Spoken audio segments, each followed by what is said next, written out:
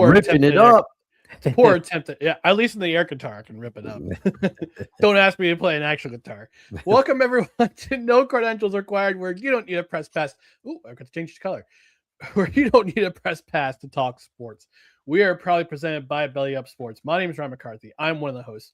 To my right is a man who is, like me, getting a little tired of the schedule leaks. Dustin Henry. Dustin, how are you doing today? I am. Wait till Thursday, everybody, but they can't. Everything, it's a society now, instant gratification. But other than that, I'm doing fine. I'm ready. We're back live. It's been a minute, so we're big. But I'm doing well. And the sun was out today, although it was just a touch colder than I'd like. I wish it got into the 70s today, but hey, we'll take it. We'll take it. How are you, sir? Can't win them all. That's okay. I'm doing good. Oh, got some breaking-ish news, but that's here. No, they're here. No, it's nothing really too concerning. But no, I'm doing well. I had a good day at work, and school started this week. I started school yesterday. I'm back. I'm back in classes.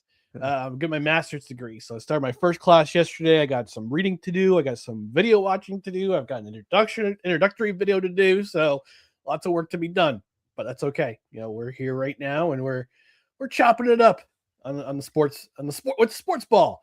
But we're gonna get things started.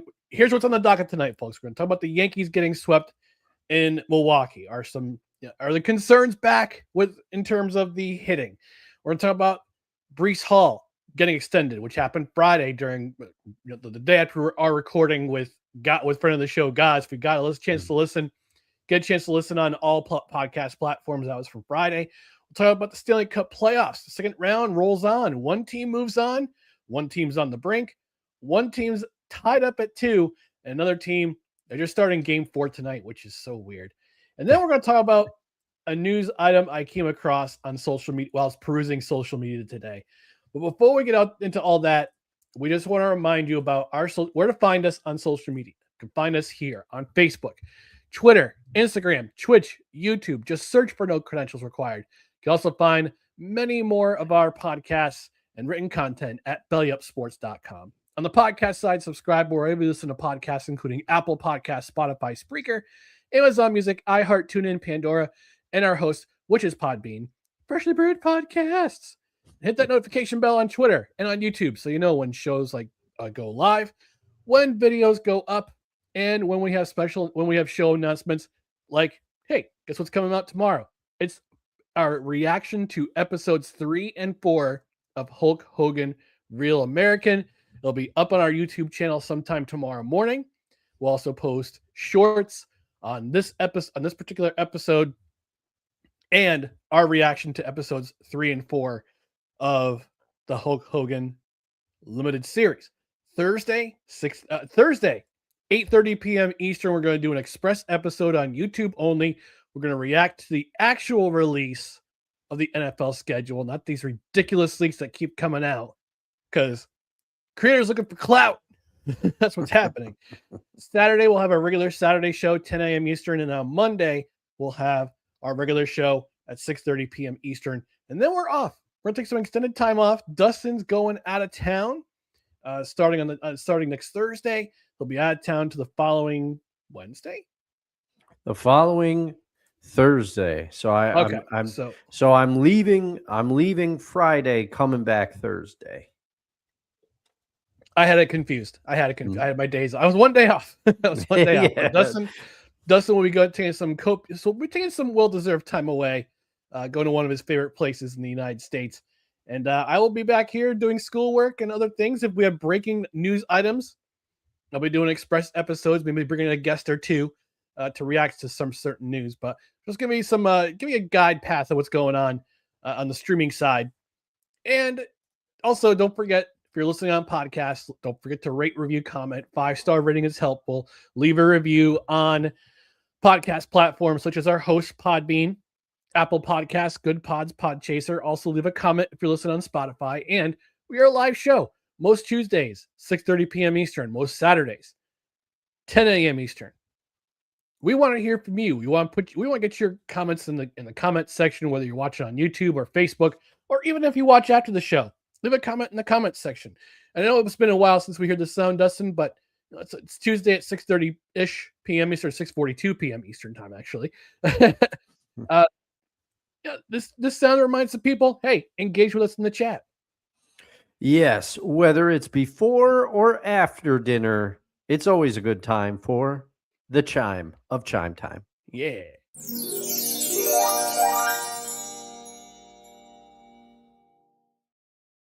And we already got a couple comments in the comments section. We got Dan from Time to BS. Greetings, back from Europe for my honeymoon. Gotta say, would not recommend if you love Wi-Fi. They had limited. If you love Wi-Fi and you know it, clap your hands. He also says, Hulk Hogan, real American?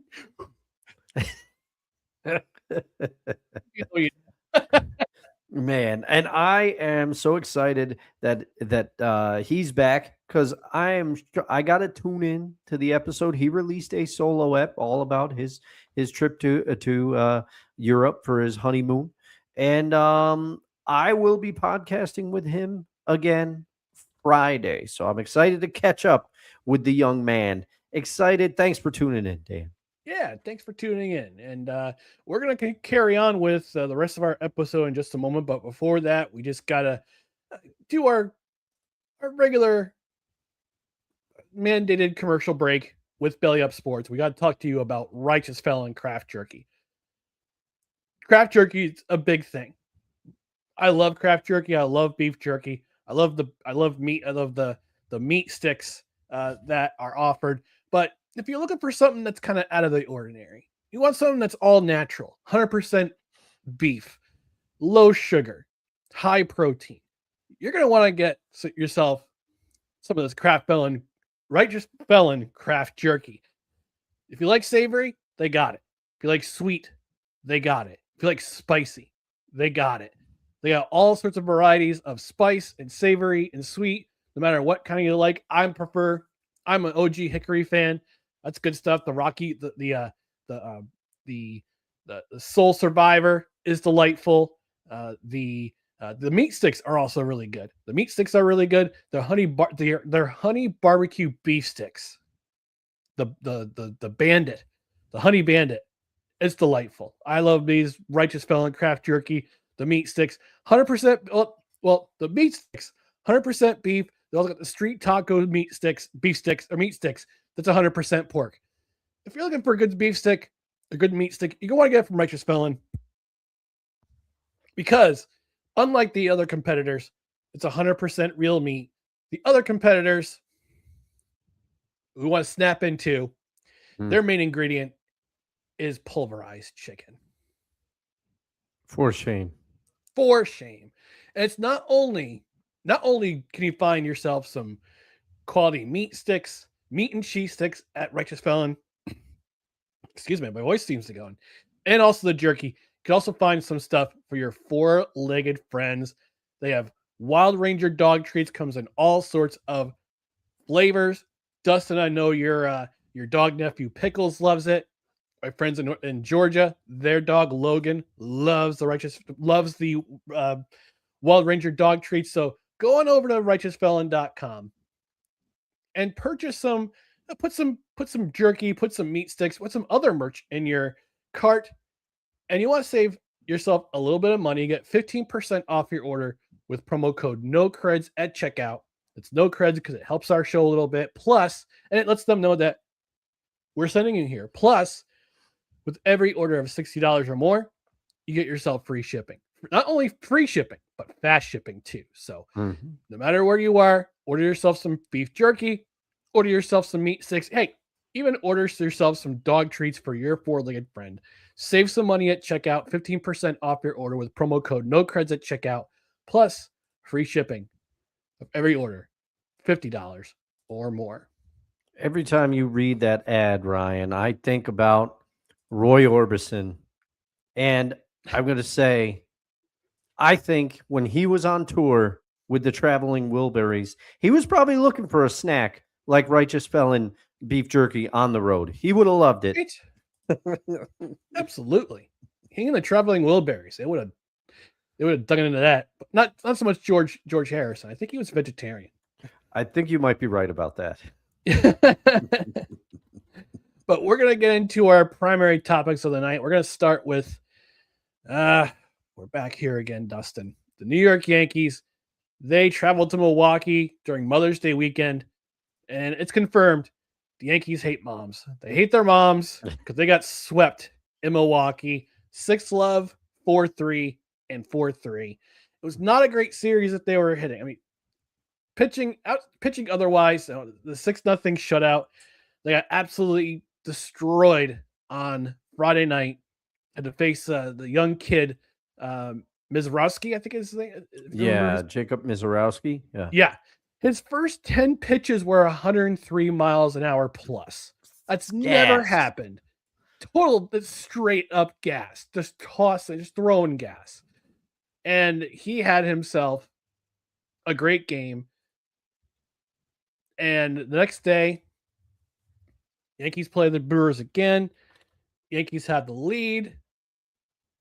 Milwaukee comes back to tie it. Yankees take the lead in extras, and the bullpen lets them down. Sunday, same thing this time around. So to mention, Carlos Rodon came back. Mm-hmm. He's back in the lineup. He pitched a few innings in this game. Didn't have his stuff. Didn't have all his stuff. But Yankees go into extras again. Take the lead. Milwaukee comes back, and they take it. Now, you can say, I mean, with the exception of game one, these were all close games, but the Yankees scored only, 6 runs in the 3 games that they played against Milwaukee. So, yeah. I'm not pushing the panic. Again, we talked about this, Dustin, early in the season with the hitting. Pitching's been good. Pitching, with the exception of Friday night, pitching has been relatively solid. But the hitting's starting to disappear again. And I have to wonder a couple things. We forgot to mention last night they traveled to Baltimore. They played the Orioles. Unfortunately, they lost. Ryan Weathers had a no-hitter going into through 5 innings and had a no decision because the pitching, because the bullpen let them down. The hitting again, Ben Rice was the only run contributor. Otherwise, the Yankees were absolutely they couldn't hit a ball. They couldn't get a ball. And this is the problem. And we'll address this. I mean, I know you got your thoughts. Mm-hmm. I mean, this is the problem when you're a team that relies on the long ball. Constantly has to rely on the long ball. And I want to get your thoughts, Dustin, about this series and the way, the path forward for the Yankees. And I might have, actually, there was some news today with the Yankees. They called up Anthony Volpe. Mm-hmm. Anthony Volpe was called up from AAA because Jose Caballero suffered a fractured finger, and he's on the 10-day IL. So Anthony Volpe had shoulder surgery, finally got called up. But I have to wonder, there's other adjustments that need to be done with this Yankees lineup. I think you know what I'm talking about. Yeah, and the thing is, I think I would say yes, and you can look at their moves. And it's funny, Ryan, you mentioned Weathers, but once Garrett Cole comes back, I think Weathers could be the odd man out in the rotation here. Mm. But and obviously Rodon, you knew he wasn't going to be all the way back in his first start. They had to build him up, and we already know that Carlos, he's not the White Sox version of himself, let alone the Giants version of himself. He's a couple years removed from that now. He's a bit of a fly ball pitcher, but honestly, I think he'll get it under control. Starting pitching for the first time in a long time is not the problem with this Yankee team, but I think they're kind of searching a little bit. They called up.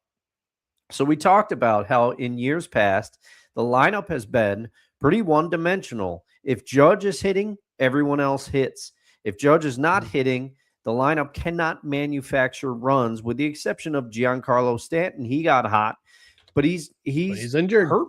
Yep, he's hurt right now.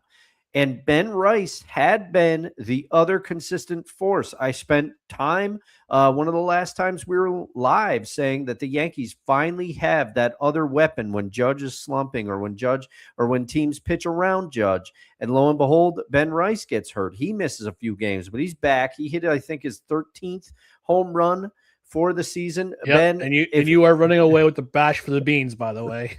Ben, if you keep hitting at this rate, reach out to me. I'll buy you a bag of coffee if I am successful. I know you're a big fan. I know you're watching. But Ryan, you can look at the callback. They are looking for something in the field. They are looking for offense. You can look at the callbacks, the call-ups that they did. Yep. Jason Dominguez got called up. He gets injured after having a decent game, right? Now they're on to Spencer Jones, which a lot of people are very excited about Spencer Jones, and he did get his first hit. I'm trying to remember when he got it. Was it on Sunday? Saturday? Sunday. It was Sunday and Mother's Day. Yep. He did get his first hit, and his parents were there to see it. It was nice to see. But the thing is, size aside, right? Size aside, Spencer Jones is not the hitter that Aaron Judge is. No. He's not going to hit for average. He's struggled at times. He has a lot of power, but you could tell they called up Spencer Jones, but they've also been talking about accelerating Stanton and bringing him back. So they are trying to fill some holes that they see in this lineup here with the hitting. And the thing is, I don't want to hit the panic button either, Ryan. The Brewers are always a scrappy team. Yep. Knew it was going to be a tough series. I mean, especially in recent years, the Brewers just seem to know. They, with the exception of Logan Henderson, just let him come up, and he's up now because they've had injuries. I think it was Woodruff that got hurt, opened up the spot for Logan Henderson on the team. Let Logan Henderson pitch. He clearly has the stuff to be a starting pitcher. Don't limit his innings. Let him go because he's looked good. Is this possibly to do with the fact that I have Logan Henderson on my fantasy team because I smartly picked him up when Brendan Woodruff got hurt? Possibly. Gee, I wonder. Possibly. The world may never know, but let him pitch. But other than that, the Brewers over the last few years, very smart. I think it was Kevin that talked about it on Time to BS a few months back. They seem to know when to let a player go before the player craters. All this is to say, in recent years, they have been very good. So I'm not sitting here clutching pearls because the Yankees got swept by the Brewers. I don't like it. But as you pointed out, Ryan, with the exception of Friday's game, they were in every game. So there at least is that. And their pitching, I truly believe it. I can't believe I'm saying it. It's good enough. It's good enough that they're going to be in most games, provided the offense can actually move. Now, how much Volpe helps, I don't know. He's known more for his he's had problems with defense, but his offense, they brought him up because of the bat, but the bat hasn't really worked out to date yet at this level. But we're going to see what happens here, but I'm not sitting here clutching. It's ebbs and flows. The baseball season is ebbs and flows. Mm-hmm. However, if you're watching on YouTube, you see my headline under my name here. You underestimate our power. And is that a reference to Revenge of the Sith? Yes. Okay. But should I start trashing them? Should I start trashing them so that they turn around and sweep another team? Who knows? There's only two things that are certain on the show. When we complain about the Yankees offense, it breaks out. And when we pick a Baltimore team to go far, the city is in trouble. So, but other than that, yes, the Yankees will be fine. I really think they're going to be fine. You're not going to get the usual panic that you would get from me because Ben Rice is back, and I really think the pitching is going to be good enough to keep the Yankees in most games. There just needs, but they do see cracks because they wouldn't be talking about accelerating Stanton his timeline if the offense worked out. Because look at Stanton's injury history. They know what kind of player he is at this point, but they obviously feel a certain way because they said, hey, we're going to try to get Stanton back as quick as possible. Who knows? If Dominguez didn't get hurt, we might have been looking at something different because I was hoping that he was starting to figure it out because in his brief time up, he was finally hitting lefties, which had been his problem in previous call-ups. So, but I am not hitting the old panic button. No, nor should anyone. You mentioned the way the Yankees go with hitting, the way Aaron Judge goes, the Yankees go. These are his last 5 games, going back to the last game when they took care of business against Texas. 1 for 5 against Texas, 1 RBI, 1 strikeout. Against Milwaukee, first game, Friday night's game, 1 for 4, 2 strikeouts. The next night, Saturday night, 0 for 2, walked 3 times. Walked 3 times. Take that. Still struck out twice and was intentionally walked once. Sunday's game, 1 for 3, home run, lit up the game with a home run. Still struck out twice and was caught stealing. Against Baltimore last night, 1 for 4, hit a double, struck out once, did not score on that run and that after that double. So yeah, there are problems. You mentioned, Dustin, starting pitching is pretty good. And you mentioned Ryan Weathers might be the guy who maybe has to go to the bullpen once Garrett Cole comes back. Rodon pitched 4 1/3 innings on Sunday. Not great, but serviceable enough. He didn't factor in the decision. 2 hits, 3 runs, all of them earned. Had 5 walks, but also struck out 4. Again, it's your first game back from rehabbing from a leg injury. A hamstring is gonna figure into your pitching motion. So you're gonna have one bad start. You're not gonna set the world on fire. I think he'll bounce back nicely in his next start, whenever that is. I think it's probably tomorrow night or when they come back and play the Mets. But the schedule has been brutal for the Yankees.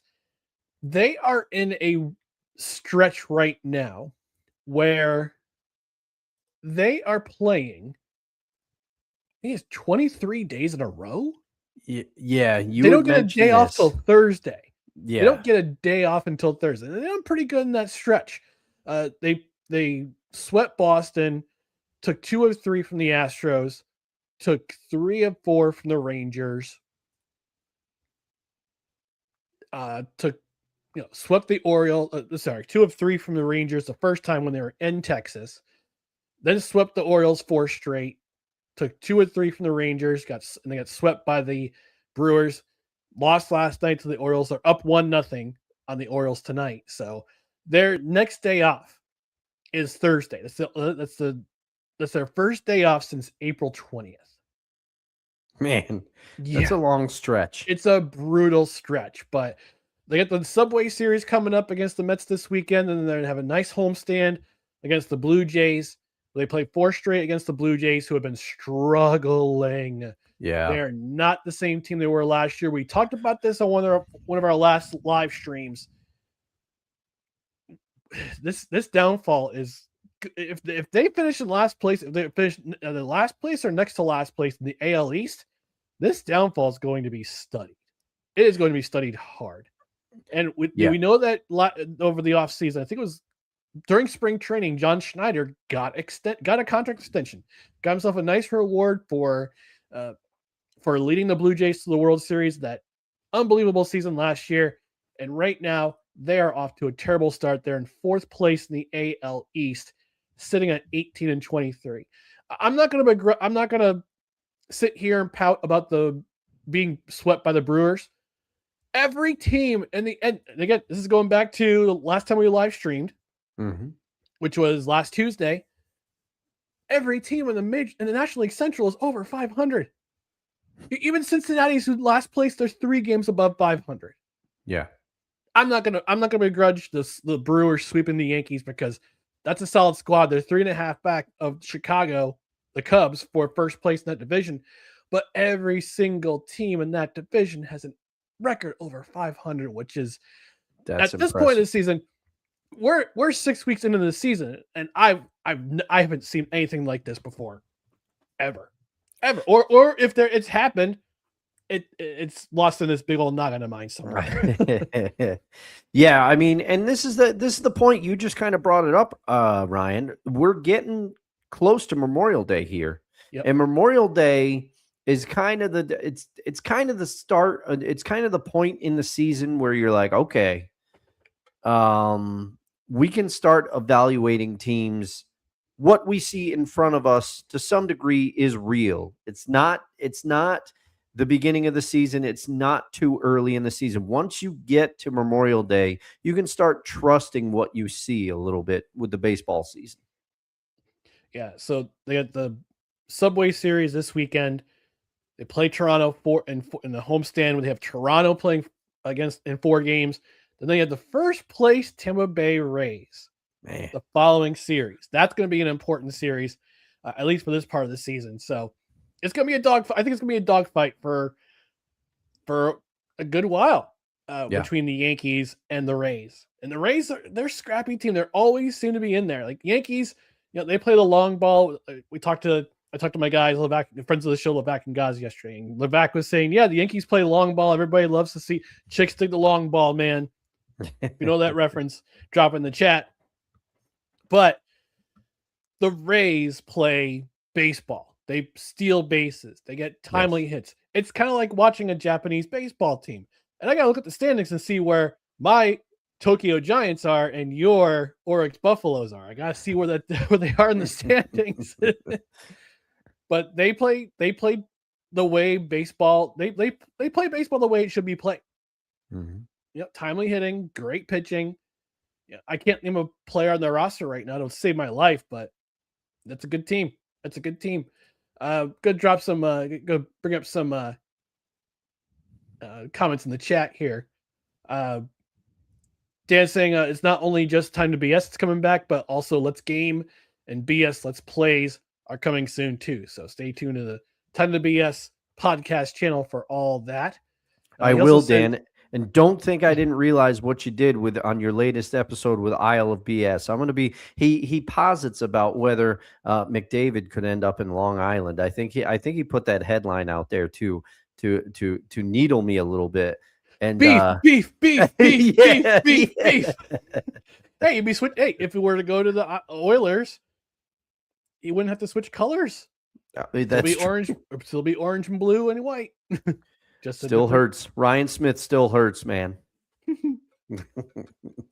He said, "You know what? Band traveled a lot. Was one big massive love square. Fleetwood Mac. It's true. Yeah. Rumors. Greatest breakup album. I would say probably ever. Close second. Tragic Kingdom, no doubt. Oh yes, that's right. Gwen and Tony, I believe, right? Yep, Tony Kamal. Mm-hmm. Yep. Dan, I mentioned I put the picture up of the Yankees getting the uniforms for Mother's Day. Those pink uniforms rock. You know what else rocks? Twisted Sister. Also, and he notes that the Athletics are 2 games up to the Mariners, who are 2 games under 500. Yay! Yeah, what you get for turncoating the Yankees, Dan. Kevin Wilson in the chat, another Time to BS contributor and also Seahawks Sessions contributor, saying, "Who would have guessed Stanton would get hurt?" Yeah, it's an annual occurrence. It's like the change of the seasons. Giancarlo Stanton comes back or is in the lineup, and then all of a sudden he's injured. Guy's glass, man. I swear. It's one of the 3 constants. Once again, if we pick a Baltimore team to do well, the city's in trouble. Taxes and Giancarlo Stanton is going to get hurt. Yeah. Dan says he's a big Spencer Jones guy. Hang on. I got something for this. Where is it? There it is. Oh goodness. A couple more comments before we go into our next topic. Kevin saying, turn the page on the Brewers series. Yankees will be fine. Yeah, we're not. I mean, it's May. This is part of the marathon. This is mile. I don't know. We're 6 weeks into the season. What would you call this? Mile 3 of the season? Yeah, maybe. Or if this is a relay race, you're getting ready to pass the baton to the start of the second leg here. You're. He also says, don't expect that Volpe will be rescuing anything. No, we're not expecting anything. I don't think Volpe's going to rescue anything. I think what the biggest worry for me with him is his glove. because he was a Gold Glover 2 seasons ago, and last season he was absolutely terrible Yeah. in the field. So it's not his bat that's gonna. It's not the bat that's gonna be worrying me. It's gonna be worrying me. It's gonna be his fielding. He also says Ryan Weathers is a fantasy stud, leaving the rotation. Look, I'm not Aaron Boone. So sorry if he's in your lineup. He also says don't wear out that button like Dan does. Hey, this is our show. And Dan, before we move on to the next topic, that button could use some righteous felon meat sticks. No, I'm not going to play it. There is one drop, though. A little bit of Costanza to close out the Yankees. Oh, yeah, segment. I forgot to mention. This has been our segment for we're talking about the New York Yankees. And George, take us out. New York Yankees? The New York Yankees! Ruth, Gehrig, DiMaggio, Mantle, Costanza? This is a great bit. I love that show. All right, moving on to our next topic. This happened on Friday while we weren't live and missed out on this opportunity to talk about it on Thursday night. Before but news dropped on Friday. Breece Hall is extended with the New York Jets, 3-year contract, $29 million guarantee. Let me pull up the full Breece Hall contract here. The full contract is 3 years, $45.75 million contract, which includes $29 million in guaranteed money.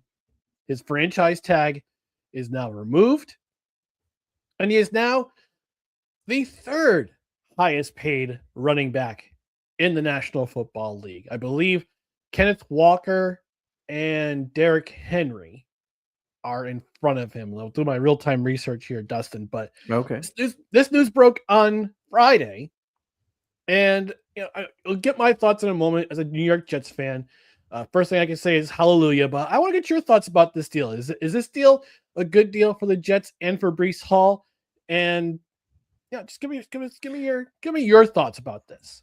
So I'll start with your first question. The first question you asked me was, is this a good deal for the New York Jets? I believe it is, because correct me if I'm wrong, Ryan, but I believe that Breece Hall is 24 years old, so which is younger than I thought that he was. But this 3-year deal, he'll be 26, possibly 27, depending on when his birthday is. He'll still be what's considered prime for a running back. 29 is the age where teams start to get skittish about running backs. So I think this length is perfect for the New York Jets. This was a smart deal. They had to send a signal to the fans to be like, hey, we're keeping one of the pieces. Now, one of my concerns with the New York Jets is their offensive line and also their quarterback play. But I do think that Geno will at least – do I think Geno Smith is going to light it up? Far from it. But do I think he'll be able to at least get the ball down the field for the Jets? Yes. So that will provide enough and will give Breece some openings in this offense too. And maybe – because didn't I hear, Ryan, that Frank Reich, he likes to run maybe 3 tight end sets? Maybe one of those tight ends ends up an extra blocker for Breece Hall. And Breece, if memory serves, he's a pretty good out of the backfield at catching the ball, isn't he? Yes. He can do that. So I think this is a better deal for the Jets than Breece. I mean, it makes sense for him to stay. He got paid. He's probably happy. But we'll have to check in with Breece a year and a half from now to see how it is running behind the Jets offensive line. And also if the Jets are contending, because obviously we know winning cures all. But I think for the Jets, this is a phenomenal deal. And like I said, after letting Sauce go for those draft picks, Breece is still young enough. He's a piece you build around for sure. So I think this is a good a good signing, and it's something that they had to do. I mean, if they had let Breece go, I think the fan base would have had it. All right. Let me give my take on this. But first, let's take a dance break.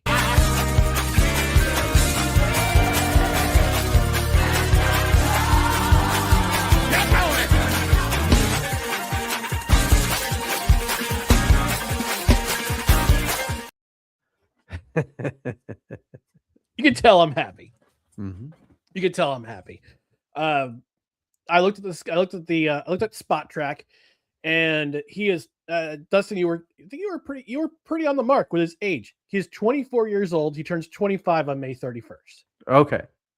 So this contract goes into effect this season. He keeps his current salary. The franchise tag that he signed was $14.293 million, which is what he'll earn this season. And it'll be against that. All that will go against the cap, but it's only 4.75% of the Jets cap. So it's a pretty cheap deal for running backs. I did double check and made sure I saw, in terms of contracts, who was the highest paid running back. The highest paid running back in the league, at least according to Cap Hit, Jonathan Taylor, $15.5 million, followed by Josh Jacobs, $14.5 million. So I wasn't even close with. I don't want to say I wasn't close, but this is in terms of Cap Hit. But base salary, Breece Hall is actually number one in the league right now. Wow. He is the highest in terms of base salary, according to Spot Track. He is the highest paid running back in the entire league. So he's rewarded. He at his first 1,000-yard season last season, nearly got 1,000 yards in 2023. Basically carried the offense by himself because Zach Wilson was ineffective. And but yeah, this was a good deal. I'm happy that he's coming back because, yeah, as you mentioned, Dustin, he's effective. He's an effective pass catcher out of the backfield. So Frank Reich, as the new offensive coordinator, can use him in a multitude of ways. It's not just running the ball. He's a versatile runner. He can dash between tackles. He's a very patient runner. And this new offense is going to do, I think you're going to see some surprise. Now, again, this is the optimist in me. I'm cautious. This is with the time of the season before the season begins. This is the time of year where I get cautiously optimistic because you mentioned a worry about the offensive line. Well, who did they lose in have they lost so far in the offseason? Jonathan Simpson did not have a great season in 2020. He had a great season in 2025 or 2024, excuse me. Not so great in 2025. I think, if I remember correctly, he suffered a back injury in the preseason. I think that had a lot to do with his performance this past season. So he goes back to the Ravens. Elijah Vera Tucker, that turncoat, signed with the Patriots. So he's going to be healthy because he couldn't stay healthy with the Jets. He had a torn Achilles last year. No, I'm sorry. He had a torn Achilles 2 seasons ago. He tore his tricep in 2022. That's in the same game that Breece Hall tore his ACL. He tore his tricep in a drill in the preseason last year. But the Jets made some adjustments. They moved Joe Tippmann from center to right guard, played outstanding. They have two bookend corners and Olu Fashanu on the left side, and you got Armand Membu on the right side. You had I think his name is Jonathan Parham. Parham. Parham. He signed from the Raiders to replace John Simpson, and Parham had himself a decent season last year. In terms of PFF grading, I don't know. I'm not a football nerd in that sense. It's Dylan Parham. Sorry, Dylan Parham. Oh, Dylan. Yeah. So this is their offensive line right now. It's Olu. It's from the left side. It's Fashanu, Parham, Josh Myers at center, Tippmann, Membu. Last year they had some pretty good games. I mean, the only reason why you see a lot of sacks last year for the Jets is because whoever was back there held the ball too long. Whether it be Justin Fields, he's Kansas City's problem now. I can't remember his name. Tyrod.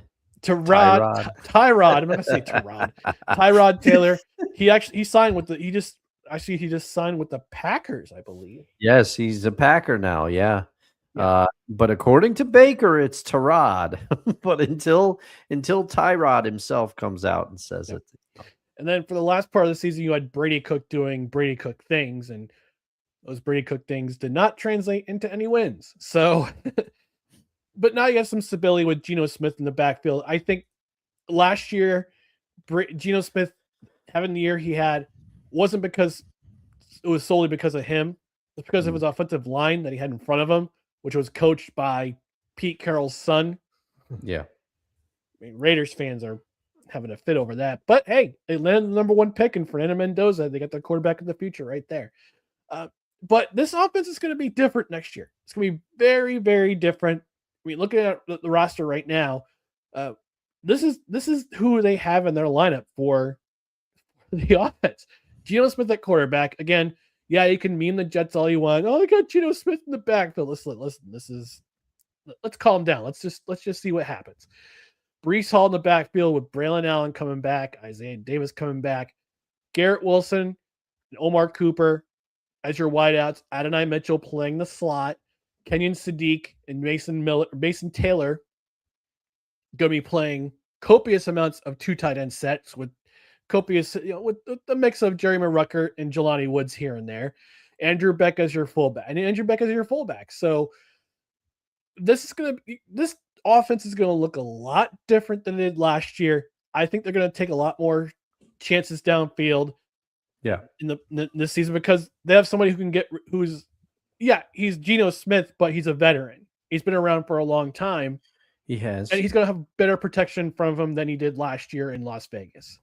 Yeah, and I mean that's the thing, because is he the version of Geno that was great for Seattle a few years ago? He's not that guy anymore. That guy, even towards the end of his tenure in Seattle, he had some fine moments and he slung the ball all over the place, but he was terrible with red zone interceptions. That would be the one thing that you'd have to watch out for, Ryan. But I think Geno is going to do better than he did last year with the Raiders. The Raiders' offensive line was in shambles, and to the point where Geno and Ashton Ginty were trying to get together and discuss blocking schemes themselves. They were trying to have meetings with the offensive line. If the articles that came out are to be believed, Pete Carroll's son did nothing as the offensive line coach.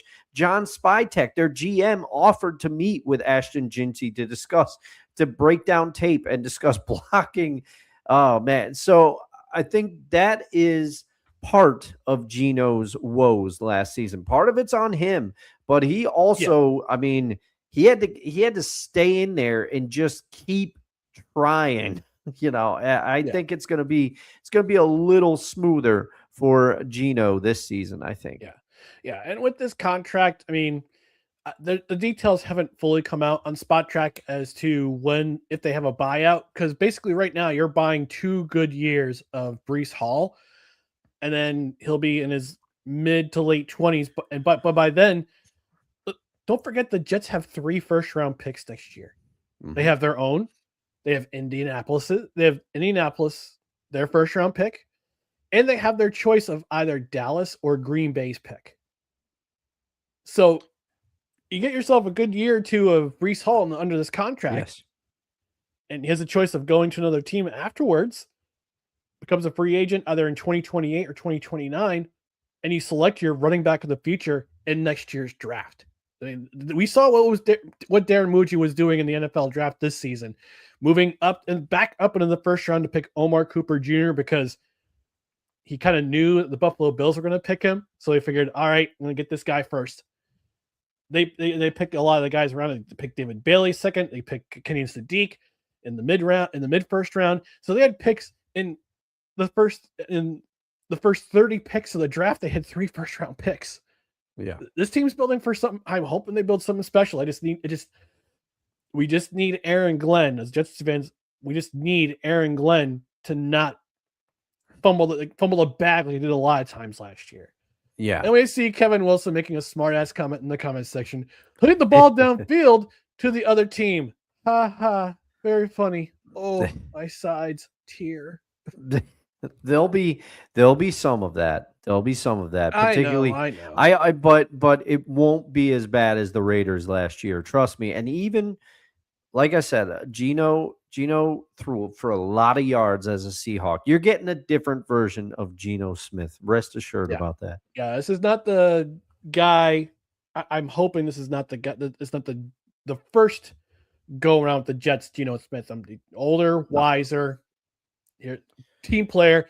The guy was on the field. I mean, during OTAs, he was first in the field, and during rookie camp, David Bailey was the first guy in the field, and Cade Klubnik, who I think Breece Hall. I think it was Breece Hall who said it. Like, that kid's got aura. That kid's got an aura. I know that Gen Z likes to use that term aura a lot. Yes. So yes.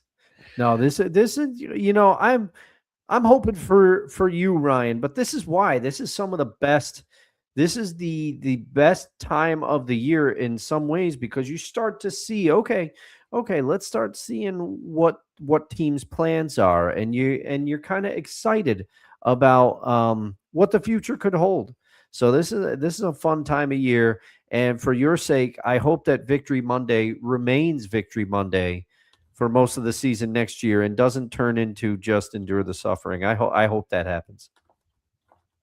All right. Well, we're going to move on to our next segment, Stanley Cup Playoffs. They roll on. We are deep into the second round, and we have our latest elimination happen on Saturday. The Philadelphia Flyers. They are Dunsky. Oof. They are Dunzo, swept in 4 games by the Carolina Panthers again. Carolina Hurricanes. I keep getting them mixed up. I don't know why. Carolina Hurricanes sweeps the Philadelphia Flyers in 4 games. They're the first team since 1985 to sweep the first 2 rounds of their playoffs. And I believe that team was, Dustin, your Edmonton Oilers. I'll double check that real quick. Oh, man. But Stanley Cup playoffs, they keep going. And, I got some questions. I've got some questions. And, I was right. Edmonton won the first round 3-0 over Los Angeles. This was back when the division semifinals were 3 games, not 4. Okay. They were best of 5, not best of 7. So they beat Edmonton 3-0. They beat Winnipeg by 4-0 or by 4-0. They swept Los Angeles, swept Winnipeg.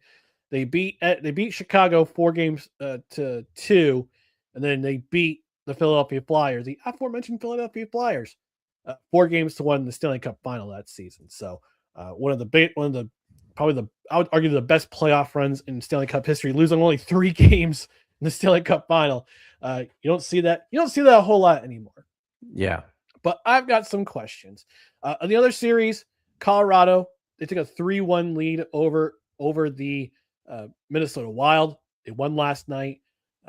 The Anaheim Ducks, and the Vegas Golden Knights, they are tied. That series is tied at 2. And then the Montreal Canadiens, Buffalo Sabres. Buffalo took the first game, but Montreal has steamrolled over the Sabres the last 2 games by scores of 5-1 and 6-2. Tonight, actually, they're probably currently about to start, or they've gotten underway.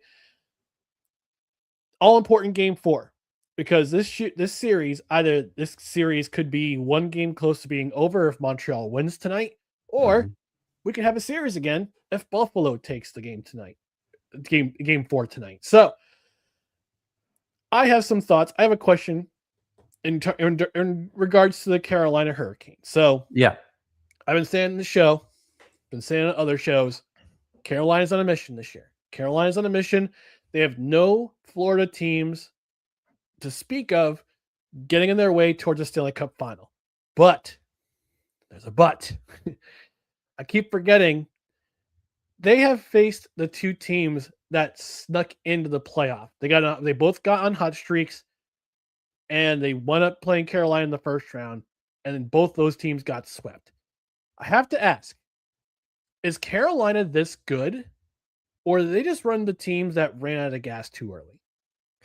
I think that they ran into teams that kind of ran out of gas too early, I would say. And we all know the real reason we all know the real reason. I mean, the Flyers were gassed, right? You could tell the Penguins series was their series. They kind of snuck in it. They got hot, and they, like you said, that we stuck a fork in them, and they made a run to get into the playoffs. And I think that was fortuitous for Carolina. Now, I'm not going to say that Carolina is not good because they've proven this year they have a team. They have a different feel to them as a team. But the thing is, this might be, and depending on how the Montreal series goes on the other side, if Buffalo makes this a series, then the Hurricanes are going to get to the point where you start wondering, okay, has it been too long? Is the momentum that they were riding, is that gone? And also, to your point, and I think you were right about it, Ryan, their competition, let's call it what it is. It wasn't quite on the level of some of the other teams in the playoff tournament here. So I'm going to start to wonder. And they had a player, and his name is escaping me. I should have written it down. But they had a player who was scoring goals at a prodigious rate. I think he had 6 goals in 3 playoff games. Logan Stankoven. That's right. Thank you very much. Yep. You have to wonder, okay, is he going to be able to kind of reignite that switch depending on how long they are waiting for to face the winner of the Buffalo and the Montreal series here? So that's the age-old debate in sports, right? Do you want to be the team that has the rest, or do you want to be the team that every series is a long series on the way because you're getting sharpened, you're carrying that momentum? How much rest is too much? I think you got to start asking that question for the Carolina Hurricanes. Yeah, I mean, it could be it's probably a both in my opinion. It's both. Carolina is on a mission. Carolina is just, they finished with 113 points this year. That was second in the league in overall points. They were at one point contending with Colorado for the President's Trophy and the best record in the league. I hate if this turns into a chalk Stanley Cup final where the 1 seeds from both Western Conference and Eastern Conference meet in the Stanley Cup final. Right now, it's looking like that could happen because Colorado's they won 5. They beat the brakes off the Wild last night in that game 5-2. 2 of those goals were empty net goals, but this is they took a 2-0 lead. They go into Minnesota. They get the pants beaten off of them in Game 3 because they came back, and it's a no pun intended, a wild crowd in Minnesota. But they kind of, all right, just figured, okay. Well, one thing they did was that they made a switching goal, and Scott Wedgwood, you can kind of see, all right, this guy, we needed to make a switch here. They switched to Mackenzie Blackwood, both of them former Albany Devils, by the way, and it worked. Mackenzie Blackwood had a solid game last night, only let 2 goals in. So this is a tandem that has carried them throughout the regular season, and now it's happening in the playoffs where Jared Bednar, the coach, just said, okay, well, I need to make a switch. It was a timely decision, and it worked. Now they're up 3-1. They're 1 game away from going to the Western Conference Final once again, and they'll meet either Vegas or Anaheim. And tonight is Game 5. They're back in Vegas. I think that series could go 7 games. Could. And if Colorado wins tomorrow night, they're going to sit back and relax and figure, all right, we'll wait for whoever we meet next. And I'm seeing some parallels, and we don't really cover the NBA on this program too much, but the New York Knicks, man, good Lord, are they they're on a warpath right now. absolutely swept Philadelphia. And right now they're just kind of sitting at home, just going, all right, who's next? And they got to figure out who they're going to be playing between Detroit and Cleveland. I think if I remember correctly, with the exception of Oklahoma City and the Lakers, Oklahoma City, they swept the Lakers. By the way, LeBron James and Bronny James become the first father-son pair ever to be swept in the playoffs. Man, that's another part of history that LeBron James probably doesn't want. But it also leaves the question of whether or not he's reached the end of the road. Shout out Boys to Men. But whoever wins between San Antonio and Minnesota, they get to play Oklahoma City. So there's some parallels between the NHL, the Stanley Cup playoffs, and the NBA playoffs a little bit. So I'm seeing a little bit overlap depending on which series you're paying attention to. Yeah, I would agree with that. Although in the NBA, I don't think as much as I do enjoy this Knicks run, because as much I get it, I'm from New York, and people outside of New York are gonna dislike that I say this, but the NBA is better when the Knicks are good, and it's nice to see them good again. However, the Knicks look great in the East, but I just think similar again to the Stanley Cup playoffs, Ryan. The Avs are the class out west, okay, and they're taking on the Wild dismissed the only other team that I thought could stand with them in the West, and it was Dallas. Yep. And now you're seeing in the NBA, whoever comes out of the East, I hate to say this, but I don't think they'll be able to stand with the Thunder. I think it's the Thunder's title to lose in the NBA, and I feel similarly about the Avs in the Stanley Cup playoffs. I just think the Avs are too much. Is it the no credentials required line? It is. I'm trying to get to my mute button. Trying to get to my mute button. It's so funny. Oh, it's a great. Yeah, we gotta turn that phone into the fan line, the cred headline someday.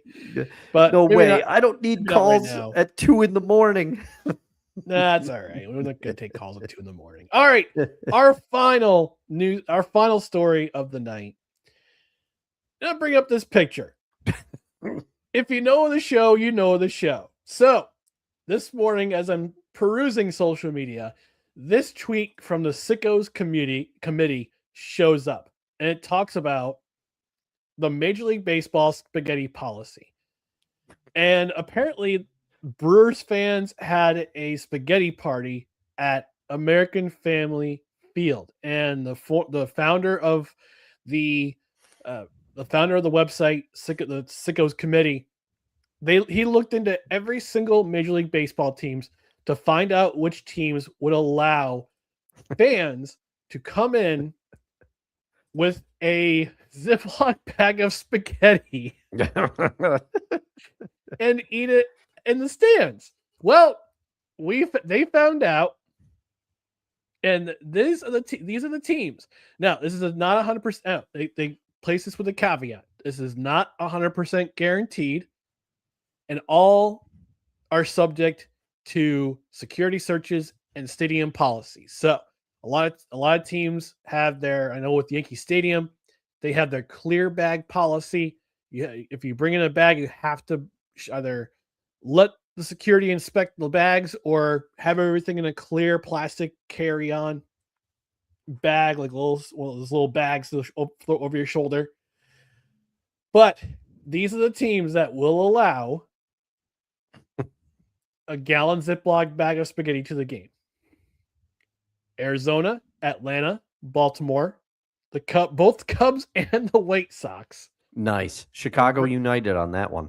Gotta do it. Cincinnati, which, no surprise, Skyline Chili. Yeah. By the way, shout out to Sir Yacht. He did a challenge a while back where he ate Skyline Chili for every meal for 24 hours. Oh my goodness. I'll send you the video later. Cleveland, Colorado, Houston, Kansas City, Anaheim, because I'm not saying Los Angeles Angels of Anaheim. Miami, Milwaukee, obviously that's where the inspiration came from. Minnesota, the Yankees. Hey, You can bring a spaghetti bag at a Yankee stadium, subject to change. Pittsburgh, San Diego, San Francisco, Seattle, Toronto, and Washington. Now, I did some due diligence this morning, and I asked on social media, I asked the Tri-City Valley Cats, these are our local professional teams. Mm-hmm. Tri-City Valley Cats of the Frontier League. I asked the reigning defending Arena Football 1 champion Albany Firebirds, and yes. I asked the ECHL's Adirondack Thunder. By the way, they're keeping their affiliation with the New Jersey Devils, so rock on with that. Only one team got back to me. Would you like to take a gander of which team got back to me? I'm going to say the Firebirds got back to you. They did not. Oh, all right. The Thunder? The Thunder got back to me. All right. I asked them what their spaghetti policy was, and they said, and I quote, "If you bring spaghetti to our games, you better have enough to share." Oh, there we go. Never heard back from the Firebirds, although I might text our guy Levac, who is the Motos of the Firebirds. He's no longer team president. He's now Motos. And I found out last night it means manager of all the other stuff. So I'll ask him directly on. I'll send him a message saying, "Hey, what's your spaghetti policy?" I'm pretty sure I'm pretty sure that they discussed it on Levac and Gaz today. But Dustin, have to check let's talk about the spaghetti policy. Is it crazy? Or is Major League Baseball actually being fan friendly for once? Dude, I think it's Major League Baseball embracing something that's a little crazy, and I for one, I love this, and I love that so many teams are doing it. And I would actually do it. And the thing is, I'm thrilled to see this because we have talked at length on this show and even in guest appearances on other shows or, on other shows that we've done. Sports in general is less friendly to the fan nowadays between parking and everything. And also, I mean, the price of gas just to drive somewhere. Yeah. Or if you got to fly or whatever. Yeah, this is one area where I think MLB, they get a win here. They get a win, and who knows? Are they embracing it just for the memes? Who cares? They're finally doing something that is fan friendly. And I do have a question for you, Ryan. All right, now I'm going to now maybe we discuss this Saturday. Maybe it's a little bit of a tease for our next live stream. But if you are not, first of all, what kind of pasta do you go with? Because does it have to be spaghetti, or are we open to other spaghettis or other types of pasta? Guess what time it is, Dustin? It's time for another edition of Hot man, all right, we're going in now. We're going in now. All right. Let's go. Because my thing is two-pronged, Ryan. The other thing, and I'm taking it, you can't use homemade sauce for this. You got to use, so that's the thing. Unfortunately, you don't have a vat of Nona or grandma's or Nana's or mom's or dad's sauce. You got to pick a jarred sauce. What are you going with? I'm going with Ragu. All right. Ragu, I'm going with Rayo's. Rayo's has jumped up Rayos. I'm not sure how you say it. I've heard it said both ways. I'm not sure which is right. Yeah. I'm going with Rayo's. It's jumped up in recent years. Oh, you're going with the gourmet. You're going all bougie, huh? Oh, yeah. No, but only the finest bag pasta for me. All right there, P. Diddy. Oh man. I only drink the fine. Never mind. That might be one of the worst things you've ever called me. It's P. Diddy from the Dave Chappelle sketch. I know. Dylon. I spit hot fire. No, but Ragu has stepped up their game, like not just like the regular old the yellow top of the jar. They make their own like this all natural, like low sugar spaghetti sauce now, which I enjoy. It's delightful. I get, but it has to be roasted garlic. Okay, yeah, I'm with you there. Yep. That's a good. All That's a right. good caveat. Now, we've established our sauces. Dustin, what's the pasta you're going with?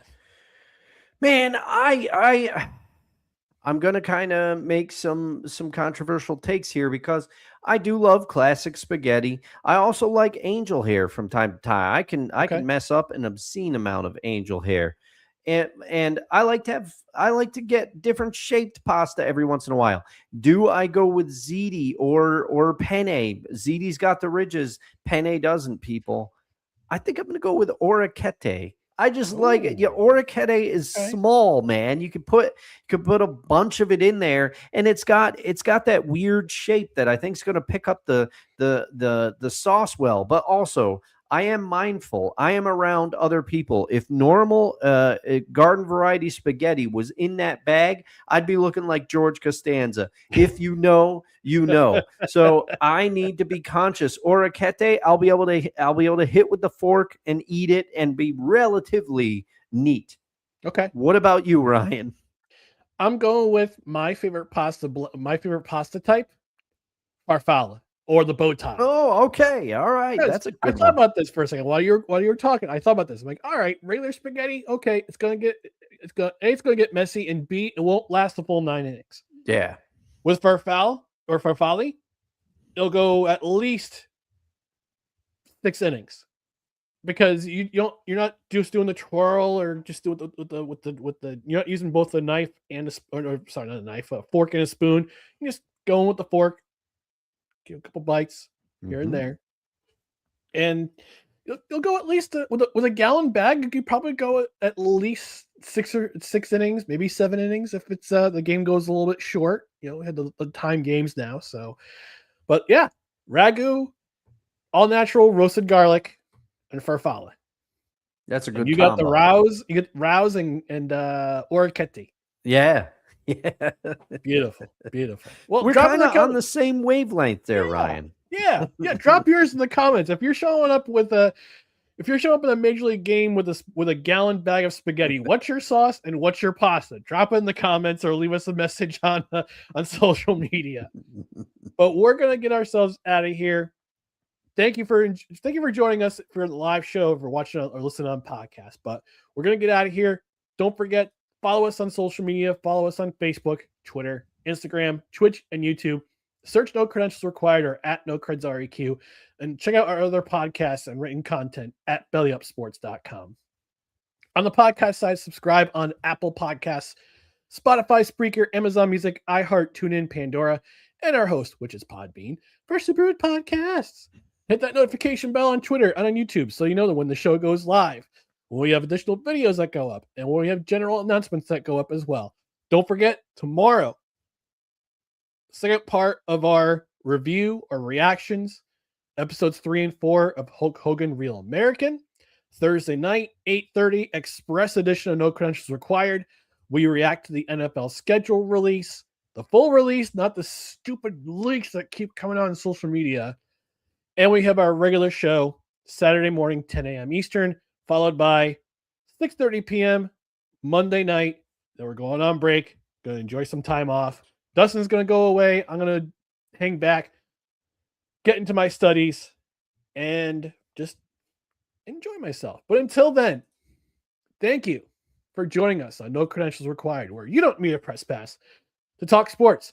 We are proudly presented by Belly Up Sports. For Dustin Henry, I'm Ryan McCarthy. Again, Express edition of No Credentials Required on YouTube only Thursday, followed by Saturday morning, 10 a.m. Eastern, in our second part of our Hulk Hogan reaction to Hulk Hogan Real American tomorrow morning, 7 a.m. on YouTube.